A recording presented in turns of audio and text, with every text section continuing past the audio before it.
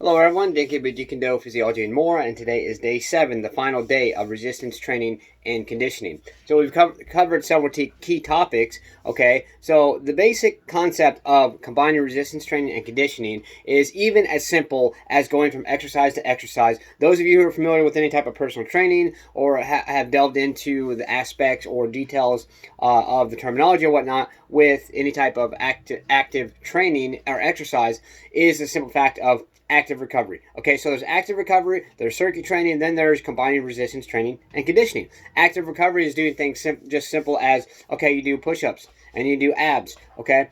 Circuit training is obviously going from one exercise to the next, to the next, to the next, but with circuit training, a lot of times you're using very light weight. You're not getting the benefits from resistance training that you could possibly get from simply combining or detail combining resistance training and conditioning. Yes, there's still benefits, but benefits of regular circuit training in most situations is cardiovascular benefits, some conditioning, a little bit of strength, more muscular endurance more than anything. What I'm more talking about, what I've covered this week, is more along the lines of actual resistance training to gain strength benefits, conditioning, and then combine that with conditioning aspects to gain conditioning. Okay, so there's many different ways, many different variations that we can do things. There's no set way or anything like that. Whatever exercises you find that is going to benefit you for your goals, whether it's injury prevention or things like that, or if you simply just want to get in shape, there's basic things. If you're just starting out and basic, you could even do like 5 to 10 push-ups, go walk around the block. Do 5 to 10 push-ups, go walk around the block. Okay, that still is some conditioning because walking is cardiovascular exercise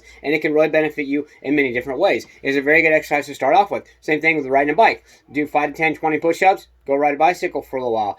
Go back and forth, or just basically, ride a certain distance, stop, drop down, do push-ups in the grass, the sidewalk, whatever it may be, ride around a little more, do some push-ups. There's so many different things we can do. There's so many ways. We've got to be proactive about this, and we've got to be doing something with our lives to help increase our mobility, to help increase our strength, and to help where our bodies are not going to break down and get weak as we get up to the aging process, or whatever people want to call it, okay?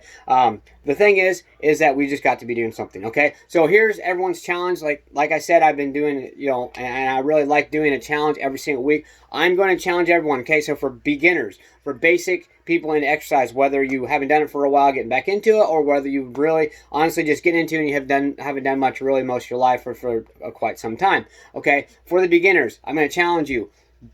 Do 5 to 10 push-ups, depending on how many you do. If you can barely squeeze out 5, or if you can't do any, whatever it may be, do some wall push-ups. Best way to do that, even if you do simple ones like this, lean forward a little bit, and this can increase the intensity or increase the difficulty of it. Okay, so for beginners, I want you to do 5 to 10 push-ups, whatever variation, and then walk around your block or walk back down and forth the street a couple times, and then do at least 4 sets. So 5 to 10 push-ups, walk the block or walk back and forth. 5 to 10 push-ups, walk the block or walk back and forth 4 times at least, okay? See how you feel, okay? Because when you first start out, yes, you want to push yourself, but you don't want to push yourself too hard because then you're going to either get burnout or you're going to get injured, okay? So for intermediate, I would do 10 to 20 push-ups and go for a bike ride for 5 minutes, for 10 minutes, I would say 5 to 10 minutes, or do the 10 to 20 push-ups and go for a walk like 5 times around your block or whatever, or a light jog, okay? Now, for the advanced ones, you can do similar aspects, similar exercises to what I do, okay, depending on your advancement level, whether you're more advanced in strength training or you're more advanced in conditioning.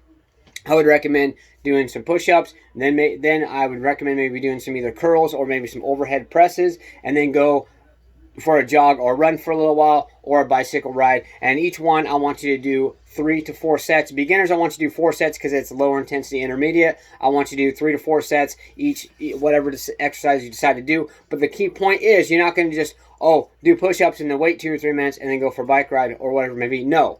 The whole intention is the conditioning aspect. And to get that conditioning aspect, you've got to be constantly moving. You've got to be taking as little rest as possible, unless it's to get a drink or to, basically get to each next exercise. So it's going to look like this. Okay, push-ups, bike ride, push-ups, bike ride, or push-ups and walk, or push-ups, whatever it may be, okay? Whatever exercises you're going to choose, you got to be doing them consecutively. You can't just take rest in between where, oh, I'm tired. You got to push yourself. If you want that conditioning aspect and the resistance training, you've got to be pushing yourself. And some of you are probably asking, okay, well, what about weight? What if I'm doing heavier weight with my resistance training? Same aspect, okay? If you want to get them strength gains, you want to get the conditioning gains, okay? With my training, I don't really use that light of weight. Yes, I work my muscles for a functional purpose, but I also work them for strength because I'm obviously a small person, so I need to be focused a little bit more on that strength aspect, which is what I do. So let's get out there, stay motivated, challenge yourself, believe in yourself, believe you can do it, and believe that you deserve it. Let's get out there. Let's go.